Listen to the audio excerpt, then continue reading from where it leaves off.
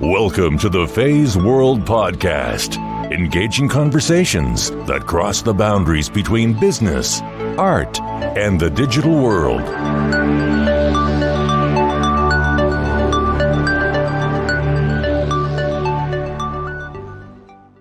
Hi everyone, this is Fei Wu from Feisworld Podcast.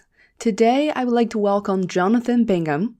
Jonathan is the CEO at Janeiro Digital, a team of creative problem solvers committed to leveraging digital expertise for the benefit of businesses across all verticals. When I first set foot in Janeiro Digital in Boston, Massachusetts, I noticed a giant mural that reads RADD, R-A-D-D, which stands for Research, Analysis, Design, and Development. The slightly faded paint around the characters reminded me of an old-school skatepark. I remember Jonathan came over to greet me with a smile, and he wore these casual skater clothing from head to toe, looking incredibly confident and comfortable. We sat down on the couch in front of RADD and began talking about skateboarding nonstop. This podcast is an opportunity for me to learn directly from Jonathan on the business side of things. Plus a little more skating and sailing as candies for you guys.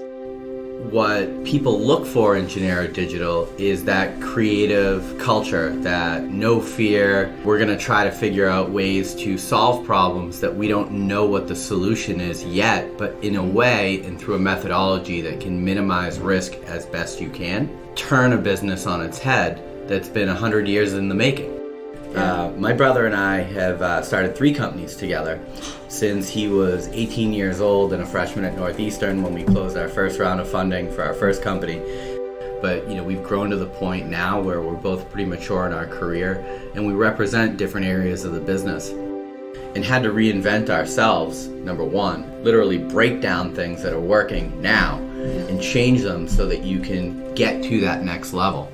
And then as individuals, we've also had to work hard at growing ourselves to be able to attain those skills at the next level. And a lot of that's reading, a lot of that's getting advice from other experts.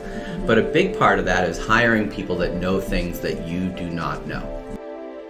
Jonathan shared his management philosophy as the CEO at Janeiro from its infancy 9 years ago to today, a thriving community of nerds. Yes, they're very proud of that, who hustle every day to try new things, invent new solutions that never existed before, fail fast but not permanently, assess risks, get up and do it again. They're a diverse group of passionate people who believe in the company and its culture, created by Jonathan and his own brother, Justin. Besides work, Jonathan, his wife, Lily, and all the employees at Janeiro Digital are supporters for Horizons for Homeless Children. They're running a second fundraiser this year in Boston on June 2nd between 6 to 9 p.m. This event will be located at the Alibi Bar inside the Liberty Hotel. Last year, Jonathan and his team raised over $55,000 in one day for Horizons. They hope to beat that number, and you are welcome to join in. I've included information for this event, plus the flyer on the podcast page. In our 40-minute conversation, we cover the following questions and a lot more. What is Janeiro Digital's methodology, and how do they stand out from the crowd? Remember that Boston is a small town filled with very successful tech companies. And why is it so important for Jonathan to be self-sufficient? What does it mean in the greater context of running his company? Skaters embrace failures and risks, plus they have a very high tolerance for pain. I know this from years of being a skater myself. So how does this translate to running a startup and being an entrepreneur somehow? As we all know, most family business will eventually fail or fail really fast. How does Jonathan manage to successfully partner with his own brother for nearly 20 years? Last but not least, the 2 very mentors for Jonathan to always turn to for advice and inspiration. This podcast is a great opportunity for those of you who are either running or contemplating about starting your own tech company. And if you think this conversation could benefit you or some of your friends, please share it, and as always, I appreciate your support. Let me know your thoughts by leaving a comment on feisworld.com. Without further ado, please welcome Jonathan Bingham.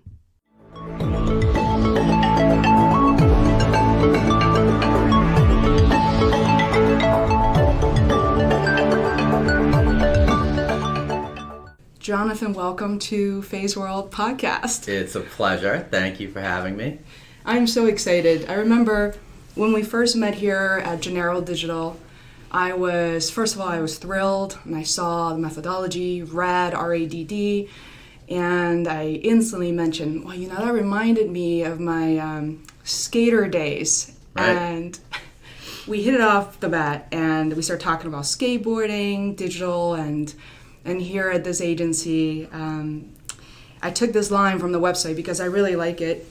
A team of creative problem solvers committed to leveraging digital expertise for the benefit of businesses across all verticals. Right. And I watched the Vimeo video last night where you said that the purpose of your business is to demystify software development and technology. Right. So could you elaborate a little bit more on that? Yeah, I think that where Janeiro differs from a lot of other technology companies in the professional services space is we are a group of creators. So unlike some organizations that specialize in integration of SharePoint or XYZ technology, the Fortune 100 really brings us into their organization to innovate, to understand how they can go through like what Gartner calls transformational change, but at the same time run a $50 billion business.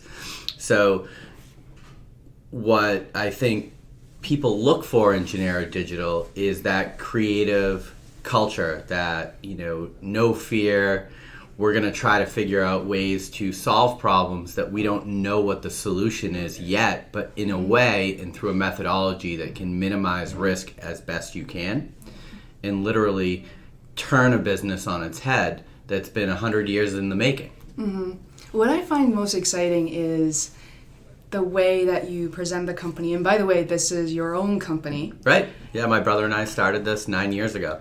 Yeah, it's unbelievable because I started looking online. The stats has remained the same, that some 90% of the companies that actually close within the first year, and then a really big percentage of the remaining companies will eventually fail within the next 2 to 3 years. Right.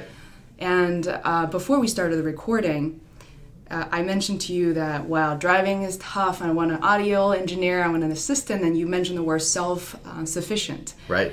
Which is, I feel like, the core value of what you're doing at Janeiro Digital, and it must be pretty challenging at times. So how do you deal with Sure, yeah, challenges? it's been interesting. Both my brother and myself are proud of the fact that over the last 9 years we've been able to see such explosive growth within our organization and still retain all the ownership within the organization. In our past lives, we've started product companies, raised over $20 million, and there's a time and a place for that.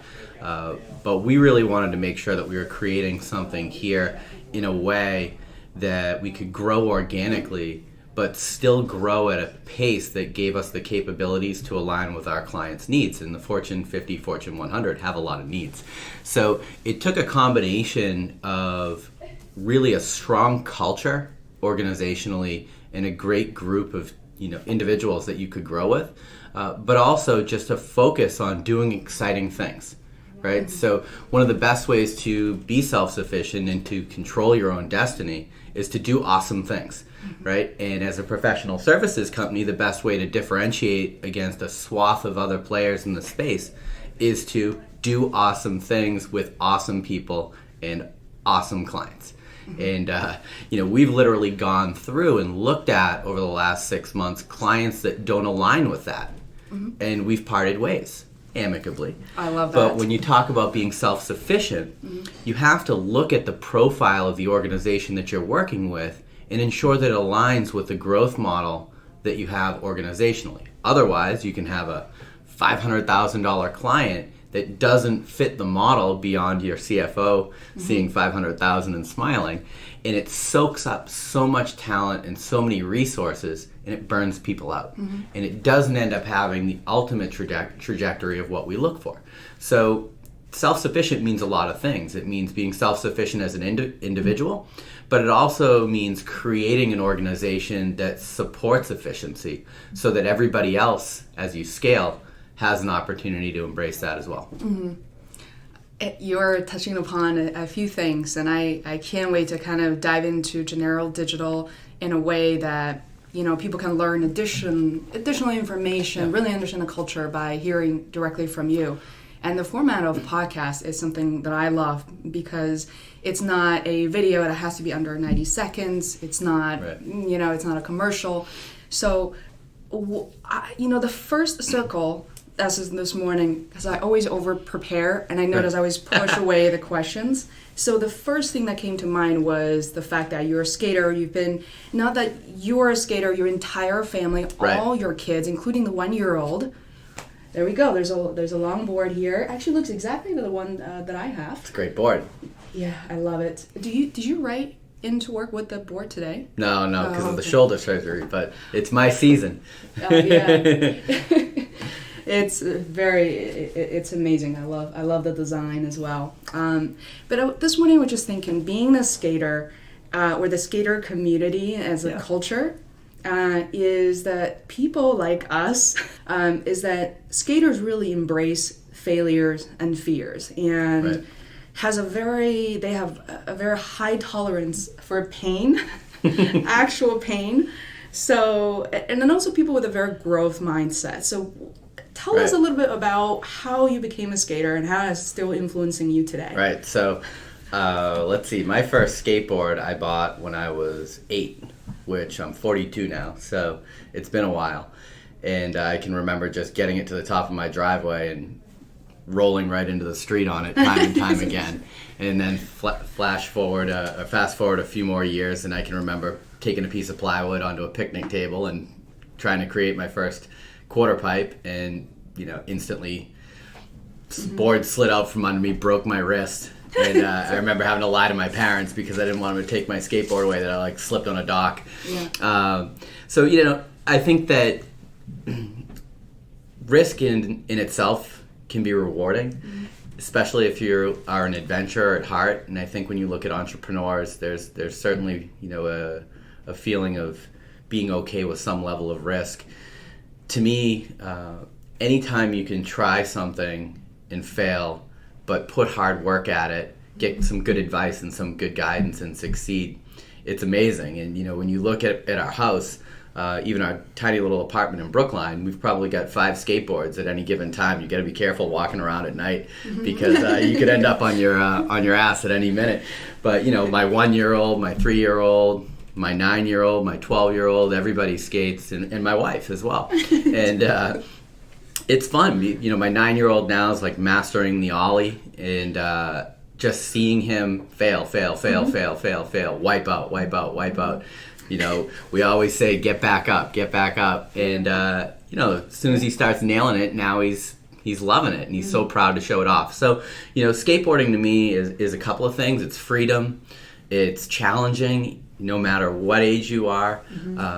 It's exciting, right? I mean, I skateboard to work, almost the entire summer, and I'll go blowing by people in the financial district on whatever board I'm at, and they always do a double take, and it's just it just seems like a good idea to me. It's easy. And the other thing is we sail a lot, and when we get to locations, everyone has a board. It's difficult to bring 5 or 6 bikes with you as you go on a journey or sail someplace. So when we got down to Cuba this winter, my wife and I and some friends sailed down there, which was awesome, even though it contributed to this now shoulder surgery that I had. Another story for another day. We had skateboards, and it was great. We're down in Cuba skateboarding because it's an easy transportation tool, and it's fun. Yeah. So yeah. It's funny that you mentioned risk assessment. Part of the theme of our discussion, running a company, and I most recently came across your article, Harnessing Your Fear Factor. I thought about risk assessment, and I wanted to tell you this ping pong table story. When I was 8 or 9 years old, I had been skating for just about a year. As you imagine, the first time for you to pick up anything, you're super excited. Yeah. So I was living in Beijing at the time, and I was skating with exclusively boys. So Right. I could think of years later, there was one girl who joined the team.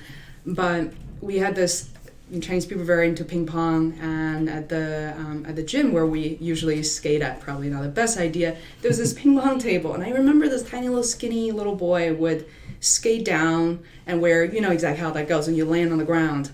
And I remember just staring at the ping pong table for years and thinking that probably will be a bad idea for me because, the area for acceleration is very limited. And it's interesting, I think about how I faced fear during skating as I progress, as I get older. Right. The risk tolerance became lower and lower, and, physically change. But I love the fact that as a parent that you do embrace that. And Ollie is just the perfect example, a trick. I think most people know what it is, where you flip the board up and there's a reverse Ollie, and it takes months to practice. So, by the way, how's your Ollie? It could still use some practice. Yeah, my Ollie has changed very much over the years. So, my brother's still got a good Ollie, though. He's a good skater, too. Really? Yeah. Wow. Does he have a skateboard here in the office? We share. Nice. It's phenomenal that there's family as part of the business as well, which I find really exciting because I don't know. I need to recall. I don't think many of the family partnership in particular, if you don't mind being frank, succeeded. Right. Yeah, it's either an amazing recipe for success or an abysmal failure. Yeah. My brother and I have started 3 companies together since he was 18 years old and a freshman at Northeastern when we closed our first round of funding for our first company. So, we've literally worked together almost our entire careers, and I think part of what makes it successful for us, especially today, because we've grown and he's grown from when we started out. I mean, you're a teenager, you close your first round of funding, you've got some things to learn. But, we've grown to the point now where we're both pretty mature in our career and we represent different areas of the business. Mm-hmm. And, I think that goes a long way to having it work. If we were kind of competing in the same space internally at our company, it would be a little bit more challenging. But instead what we have is a really trusted partner that has your back and who you have an unbelievable amount of faith in. And it's not just because it's my brother or I'm his brother. I think that we both generally think that we are the best person for the job. Mm-hmm. And when you're able to look at things objectively that way, and it's also your brother, and you get along anyway, then it works. Otherwise, like I said, I know some friends that have tried working with brothers, whether it's in the VC community or at technology companies or construction or whatever, you name it, and it's a total disaster. So I'm lucky. You're very lucky. Could you tell my audience about how exactly did he start helping you at the age of 18, 19? Well, yeah, and it wasn't even that he helped. It's that we had an idea. I was working at a company called Forrester Research at the time on the sales organization, and as an entrepreneur to be, that's a pretty interesting place to be, right? You surrounded by ideas swirling. And my brother, since he was, I want to say 15, which I don't even know if it was legal, was working in an ISP at the time called ShoreNet, and became a really good security expert, and, very good. And we won't talk about how you hone those skills because that's another story that, we probably shouldn't even talk about.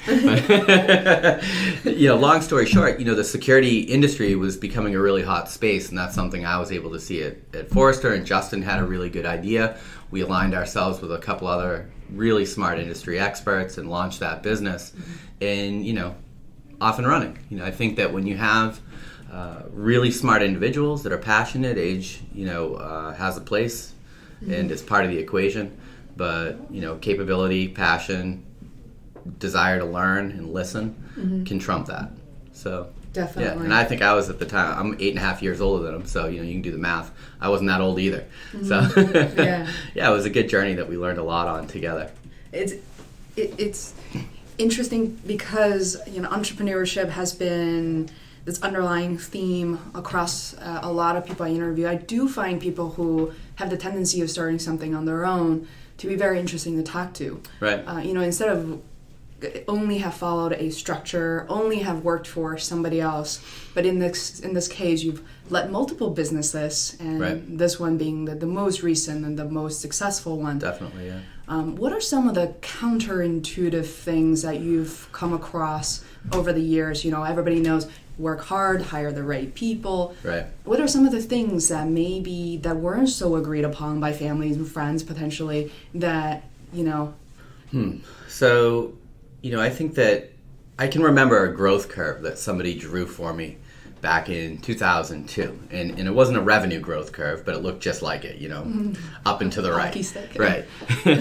But it was around CEOs. So, I can't really speak to Justin in this case, but for myself, they would show, kind of pre-revenue, revenue to 5 million, 5 million to 20, 20 to 100, whatever. And, it's very difficult to have an individual that can do more than one or two of those data points, right? Over the years, we have looked at our organization and ourselves at kind of each one of those buttons or plateaus, I call them, and had to take a hard objective look and get some good advice from people we really respect that have been there and done that, and both with failures and successes, and had to reinvent ourselves, number one, organizationally. Literally break down things that are working now and change them so that you can get to that next level. And then as individuals, we've also had to work hard at growing ourselves to be able to attain those skills at the next level. And a lot of that's reading, a lot of that's getting advice from other experts. But a big part of that is hiring people that know things that you do not know, that are experts, and trusting them, right? And we've had an unbelievable opportunity to bring in talent here at Janeiro, folks, that run our client services now, that run our technology team, that are running finance, that are, our managing directors that have, amazing wealth of knowledge of how to structure contracts and, bring in that recipe to get to that next phase. And 12, 18, 24 months from now, we're going to do it again. You almost do it every day.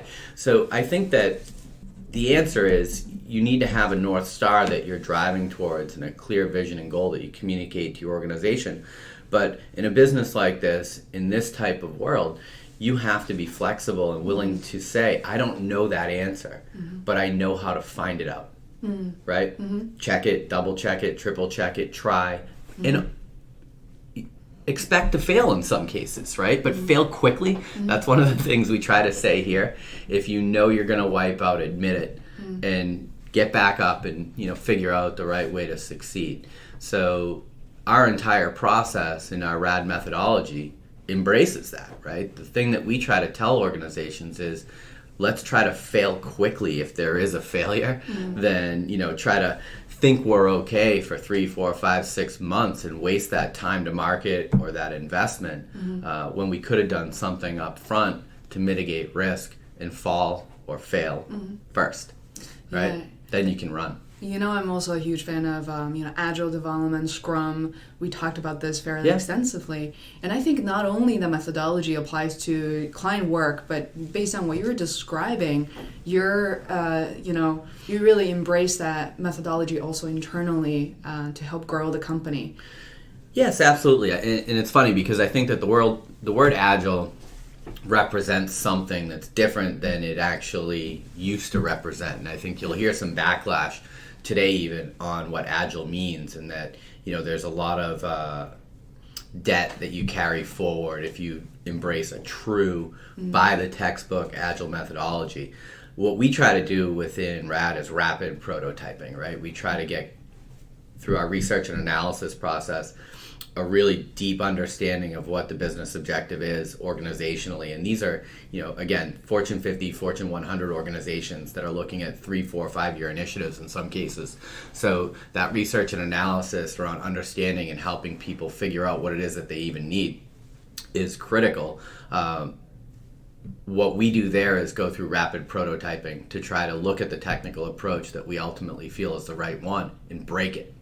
right? And break it early, because that will serve as the foundation for years of innovation. So, the JD or Janeiro Digital Innovation Framework that, Justin and his team have worked on tries to incorporate flexibility, and that's really the key for success in our business. I really like when CEOs in particular talk about failure. How do you measure? I don't know the answer to the question. Yeah. What is too much, too many failure, and what's not enough? So that's a tricky question. Some of it's a gut feel. I mean, if you're constantly failing on projects, then you probably have a limited skill set, or you're focusing your energies in the wrong areas, and you probably shouldn't be hanging your hat as an expert in it, right? Yeah. Failure for us is more around validation, right, than just a lack of knowledge. So I think that, again, a good process is supposed to flush those things out early so that you can mitigate failure. It is very rare for us, once we're rolling in a project, to experience terminal failure, right? Like, it never happens.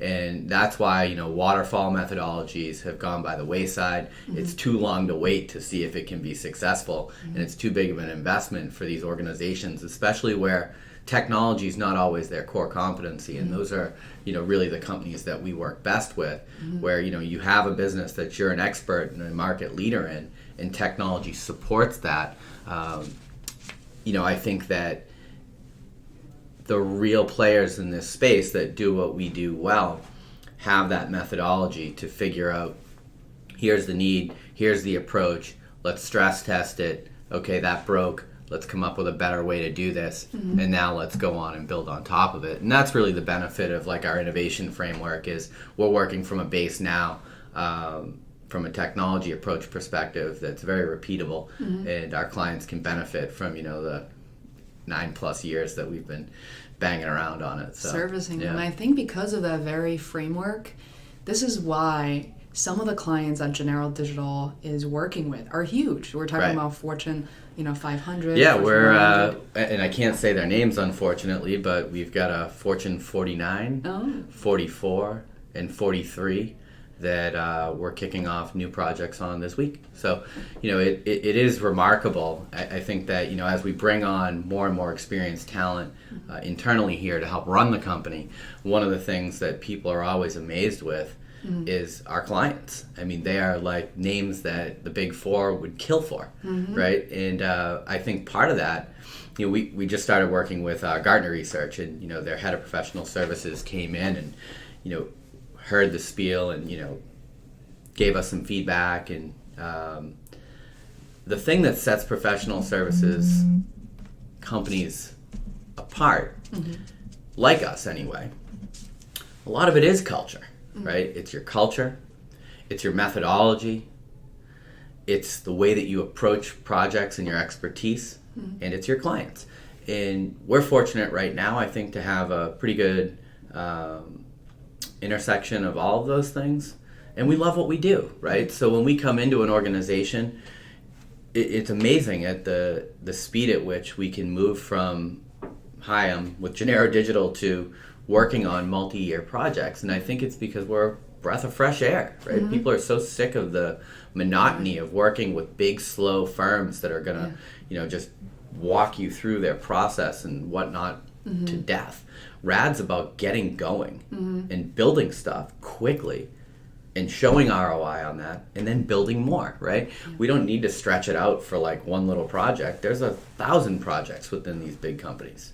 I was listening to David S. Rose about growth, and he talks about it's not just about the strategy, the vision, but being able to deliver and relentlessly delivering against something, produce something. And I think that's precisely what Janeiro Digital is really good at. And I also think that this approach, not only the big agency, the big firms, but also within some of these Fortune 50, Fortune 100, there is a lot of politics, there are a lot of layers of approval. Yeah. So therefore, you're more than just, fresh air, cool breeze. Oh, yeah, we're therapists sometimes, right? Yeah. For sure, yeah. I think that when you're working a lot with innovation groups, that innovation group is tasked with convincing 50+ business units that this is the wave of the future. And a lot of times we can help bridge that gap as an objective outsider and, show the give and takes on both sides, and why, driving towards, what some of our clients call a North Star is important for the organization. So, I think that's not just for Janeiro. I think a lot of times large organizations turn to a third party to help usher in change and innovation, and, it's something that we enjoy. I mean, ultimately, we're not a services company in our mind. We're a bunch of small product delivery groups that create things that don't exist. So we bring a level of excitement and passion that I think a lot of times, and this isn't a knock on other organizations, is lacking just because our culture is built around this excitement. I assure that because last time we got together, I remember you're on a phone call, and the things I heard are around, I wrote down lobster.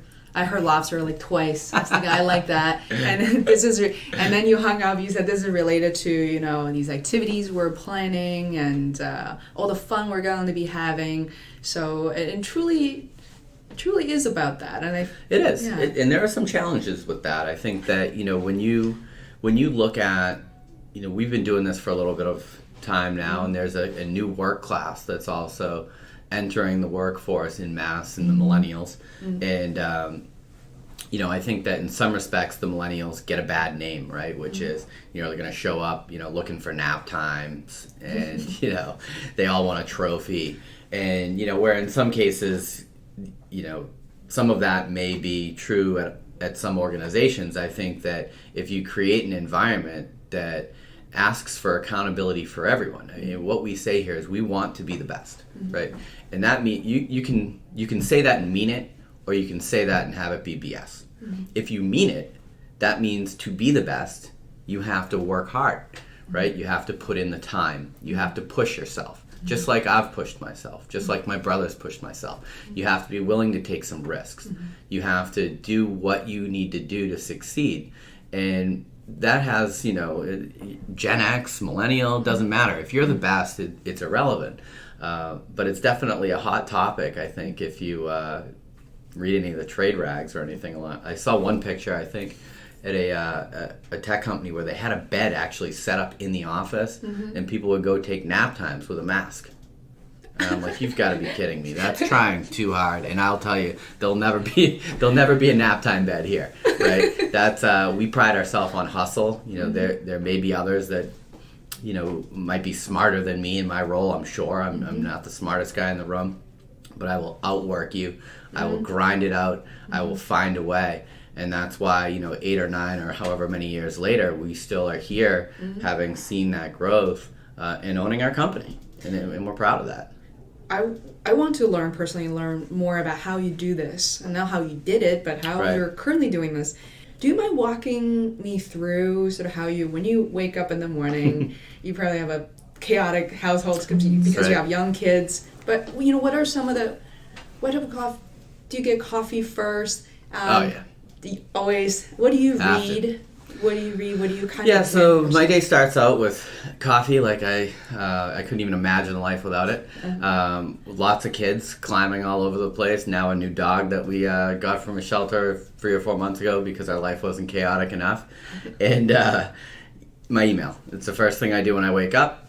Scan through, see if any of my team members have needed anything. I've probably looked at it at 11 o'clock before I went to bed. Oh, you did, definitely. We exchanged several emails. So, that's my first priority in the morning, is to look through and see if anybody needs anything. Because really, the CEO's role is a facilitator, right? It's someone that's supposed to guide the organization strategically and make people successful. So first priority, are there any blockers for anybody today that I can help with? Are there any critical issues with clients or vendors or anything like that anybody needs help with dealing with? And if not, I can sit down there, enjoy my coffee, get to work, start my day. And at that point, I'll more methodically go through my email and start going through my meetings, one at a time. And again, just trying to make people successful. Our clients, our employees,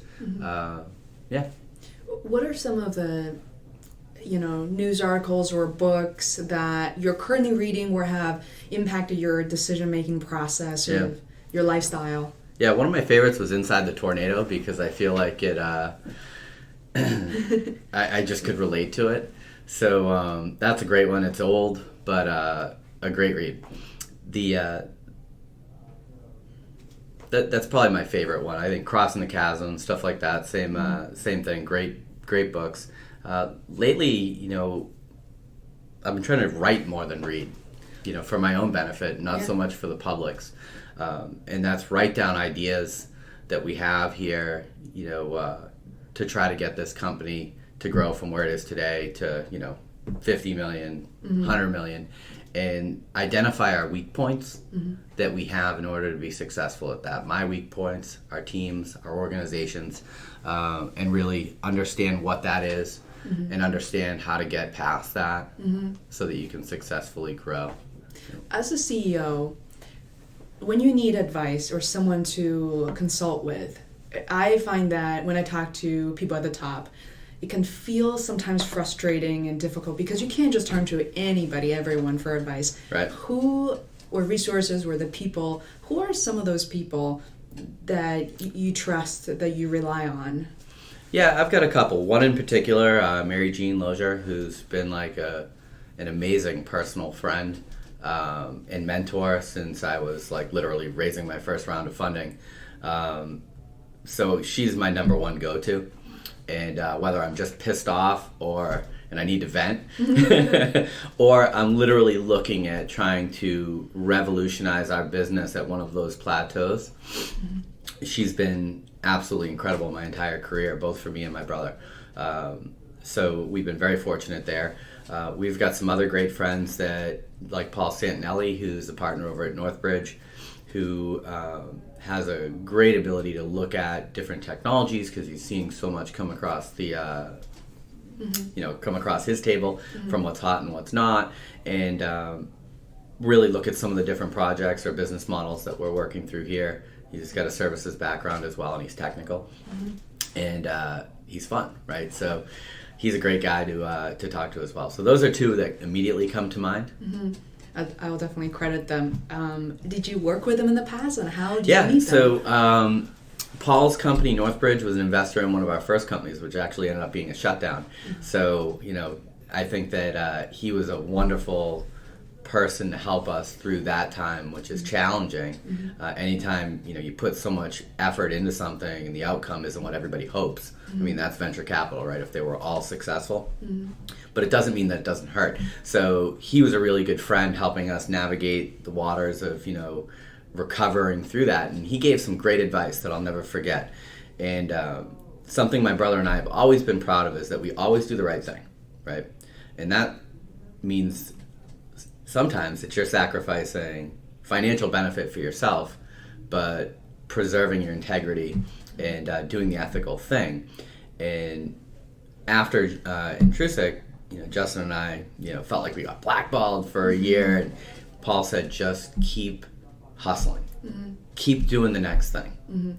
Keep your head down and keep doing the right thing. And we did. And I'm friends with, all those guys at Northbridge, from, Ed Anderson, Jeff McCarthy and I split Red Sox tickets. And, I credit Paul a lot with, helping keep our moral compass and keep our, spirits up a little bit through what was a really hard time, right?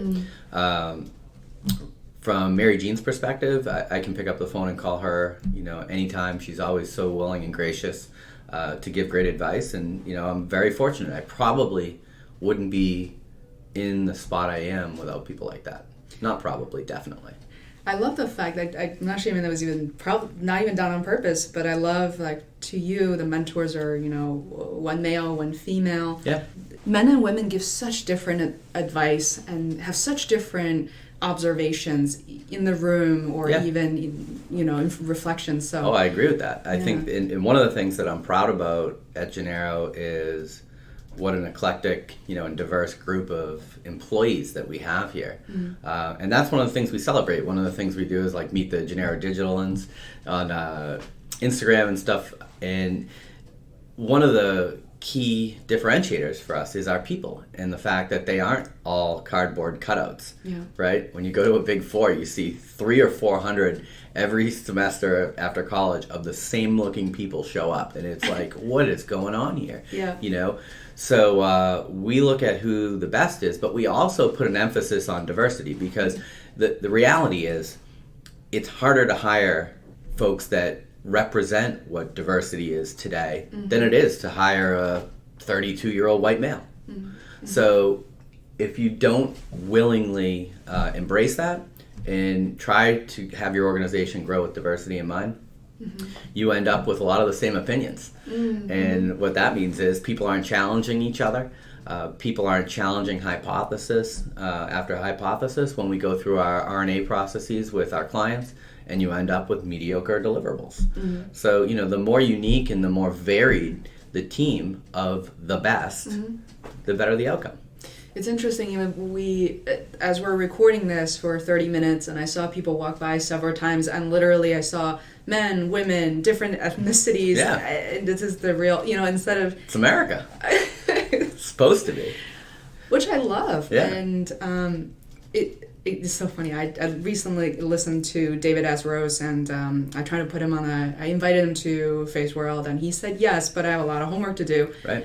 One of the things that, he's an angel investor, and one of the things he said is like, why America is such a great country, but not in that self-congratulatory way, is he said immigration is the ultimate entrepreneurship. Of course it is. It's crazy talk. The stuff that's going on right now around trying to ban, you know, certain ethnicities from our country. Yeah.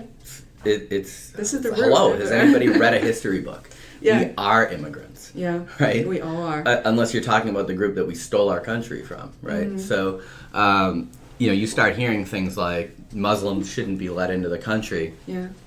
And, you know, I weep when I hear stuff like that. It's awful. You know, we'll take anybody that looks any which way with, as long as they have the skills for the job and they're passionate. Right? Ethnicity is nothing but a positive.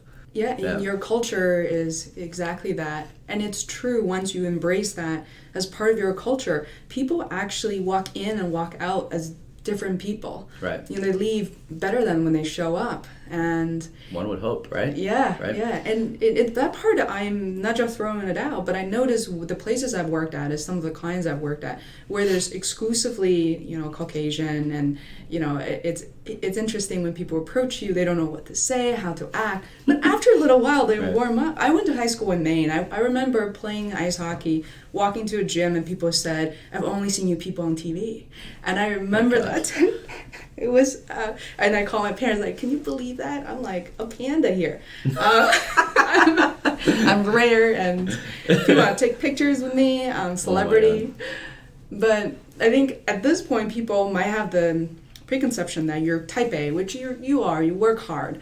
But I was really surprised, and I think I want to close on this, and which is, you talked about sailing, and it's rather complicated. I've tried to learn, and I've dropped myself into the river at the Charles. Right. Yeah, and it's fun waiting for the rescue to show up. And so you actually took some time off, and I forgot that term is, to like digital detox or something. Yeah. Tell us about that experience. Are you referring to when I sailed from Boston down to the BVI's? Exactly. A couple of week trip. Yeah. So it's interesting because I sailed a little bit when I was in high school. I had always grown up on boats, whether it's a canoe or a Boston whaler or something bigger. It was usually a powerboat, and I just love boats, right? Because what it does is it gives you separation from the rest of the world. And I find that either an island or a boat is one of the few things that allows me to truly disconnect from what is a chaotic at times, fast-paced lifestyle professionally. So sailing for me provides that window of solace that everybody needs. It also allows you to do a lot of the thinking strategically that you need to do, because you can close out a lot of the noise that you feel day in and day out. So, you know, we bought a boat, and I had gotten really sick from Lyme disease. We had talked about the fact that we were going to sail the world, didn't even own a boat. So a few years ago, we bought a boat, put it in Lake Champlain, had fun for 6-8 weeks, polished up on sailing, got bored, took the mast down with all the kids, motored down the Hudson, sailed it to Nantucket, and had a great time, and said, well, geez, why don't we keep going? And we got convinced that it was too small of a boat, so we sold it. And we ended up buying this new boat, had a great summer, sailing around Boston. And when it came to the end, we said, well, now this one's big enough. Let's go to the Caribbean. So we did. And when I tell you every single possible thing went wrong between Boston and Newport, from taking on water and having to turn around the first time so you didn't sink, to crossing the Gulf Stream and having our starter crack and fail, so we had like no engine, and ultimately had to get towed into Bermuda. It was an amazing experience, and now we've clocked 15,000 miles since then. We've sailed to Cuba, and we keep plugging along. And to me, when you look at risk and you look at things of that nature and just an adventurous spirit, if you're willing to put the time into it, you can figure it out. And if you, just like in my business career, surround yourself with people that understand how to sail better than you'll learn. And you need to be cautious to not put yourself into a situation that you don't have the skill set to deal with, especially when you have a lot of family members on board. But it's an incredibly rewarding experience for me, and there's something about being 500 miles from anything, and you've got basically 2 sails and an engine that can get you from one spot to another. And I've lost 2 of 3 on a couple of different moments. So yeah, I think that comes back to calculated risk, adventure, and determination. I love how we ended on that. It's amazing. For people who want to learn how to sail, just go to community boating. That's right. Community boating, Boston Sailing Center. You'll pick it right up. Yeah. Or just come out with me. Yeah. Worst case, you'll end up with a glass of rosé or something. Yeah, I would love to. I would love to be on that boat, eating lobster. There you go. Talking about technology. Oh man, is there anything else that you feel like I haven't covered? I don't think so. This was great. Thank you so much for your time. I appreciate it. Oh, this was super fun. I think it's gonna be a great episode for people who want to learn more about Janeiro Digital or yourself. Where should they go? Yeah, they can go to our website, JaneiroDigital.com. There's a little intro video right on the homepage that we put up, I would say, 3 or 4 months ago. And then periodically we write on our blog, and you can follow me on Twitter at JW Bingham.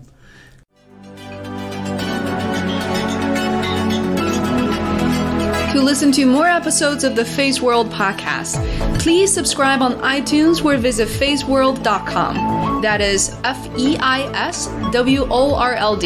where you can find show notes, links, other tools, and resources.